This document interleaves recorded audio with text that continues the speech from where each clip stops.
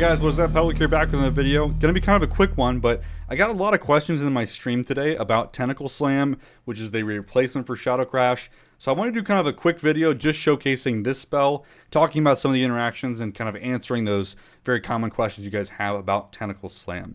So let's dive in. If you don't know, this is our replacement spell for Shadow Crash that we're getting, and the thing just looks awesome. So check this out. One of the best animations we've gotten in a long time. If you like the tentacle aesthetic and all that stuff, man, it's just sick. It's great. It's just a big tentacle that slams at your target. I think it's going to be a great kind of transition away from Shadow Crash because hopefully they've kind of taken this and say, hey, Shadow Crash had bugs. It had its problems. We're just going to make a new spell instead. And hopefully this thing is more reliable because I know we've had a lot of problems with it inconsistently hitting targets, particularly with our dots. So we'll see. I haven't got a chance to try it out in dungeons, just doing like questing and leveling on it. Everything seems good. And for a lot of things, it's very similar functionality-wise as to what we have with Shadow Crash. Just a little bit of like tweaks here and there, and a couple new things were added as well. So what is still the same? So it is a targeted spell, so it's the targeted version of Shadow Crash only. It is not the reticle version. So you can't say, hey, I want to place it over here. You need to have a target to cast on, okay? So that is a little bit of a downside, especially, we can't precast it for ads that are about to spawn. Now, however, to make up for that, it is faster. So Shadow Crash has its travel time, and it takes a second and a half for the animation to finish and actually hit your target. Now, Tentacle Slam is a half second. So when you actually press it, half second later, you get your dots, okay? I went into Adobe Premiere, and I specifically timed it. It's faster, so you get about a second quicker response time actually casting the spell, which feels good. So yes, it does need a target. You can't precast it as much, but that's less of a problem now because it is just a faster spell. One thing I am hoping that they do fix is right now, as soon as you cast it, you get in combat with something, even though nothing hits until a half second later. I do hope they fix that, and then you can kind of precast it even for like a boss fight if you want at the very last second. Otherwise, as soon as you press it, you're pulling. So that's a little awkward. Also, like, in the open world, you don't really like getting aggro until you have to. It's just, again, it's a half second, but it's a half second. So that part's a little different. Now, it is still dotting 6 targets, so that amount is the same.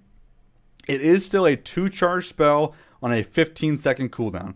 So that bit is still the same, and it also still gets that. It damages all targets. Square Root scales off the damage after 5. Only is dotting 6 with Vampiric Touch, and then Misery gives you Shadow Word Pain as well. So a lot of that stuff is the same. Now, one other really key difference with this spell is now instead of... just like Shadow Crash, it'll dot everything in an 8-yard radius around the target that you cast it on, okay? The other thing that it's doing, it also works in a line between your character and the thing you have targeted. So this is actually kind of interesting, and I think it'll help make up for the fact that we can't pre-place this, because with good positioning, you're going to be able to hit a lot more targets as well that aren't just in that 8-yard range. So what that looks like, if I target this far Dungeoneer's training dummy, in between me and them are all these little mobs, and when I cast Tentacle Slam, hits all of them, dots all of them up, because it's in line between me and that target.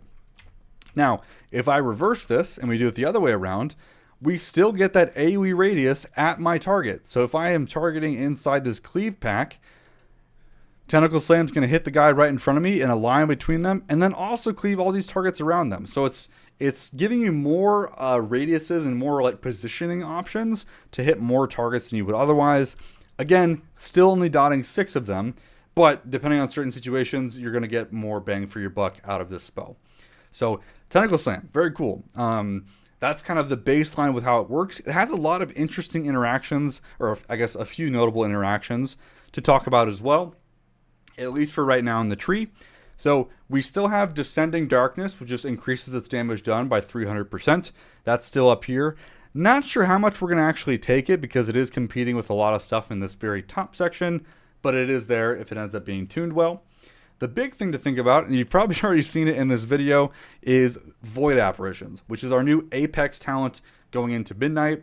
Void Apparitions links up these spells together. So the first one says, when an effect from an idol is activated, you conjure shadowy apparitions. right? So that's our 4 capstone idols down here. Now, what's important about this, there's also the second rank here, which just has a chance for them to do more damage, is the last point here. So you have to put all 4 points in, but then Tentacle Slam is guaranteed to activate an effect from one of your idols. So this kind of puts everything together to make Tentacle Slam something you love pressing all of the time, because when you press it, you can proc an idol. So right there, I got a free Void Lasher proc from Idol of Cthulhu. If we press it again, right there, I got looks like that was a N'Zoth proc on my target. So when you press it, you have a chance to get the haste buff from Idol of Yasharaj. You can get either the 50 stack or 100 stack from Idol of N'Zoth. You can spawn a whole Yogg Saron pet, or either one of the Mind Flay or Mind Seer Tendril from Idol of Cthulhu. And to me, this is it's just fun. Like, you're just getting more procs with the spells you love to see, and I think it's going to be really cool to play with. So I got a Yasharaj proc here, so you get the haste proc. Yasharaj is definitely the least cool idol. Hopefully we have time for them to make this more interesting, because, yeah, it's pretty lame. Also, a kind of weird thing with this right now, when you proc Yasharaj, the haste buff, you also get the negative component.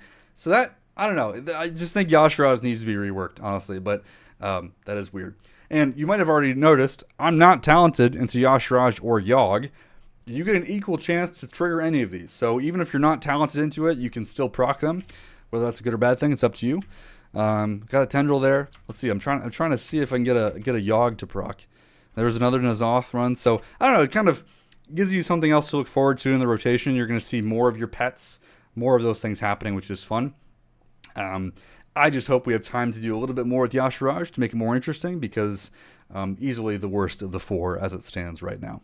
So that is Tentacle Slam. That's how it works right now in the Midnight Alpha. Let me know what you think, if you like it, if you're excited about this change, and let me know what kind of videos you want to see next. That's all we have to talk about in this video. Thanks for watching.